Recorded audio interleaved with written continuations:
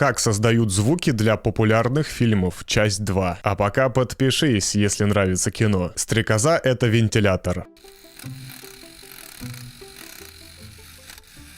Вот как ходит мамонт.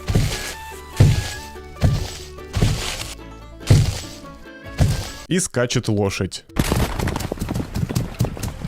Собака бегает тоже не просто так.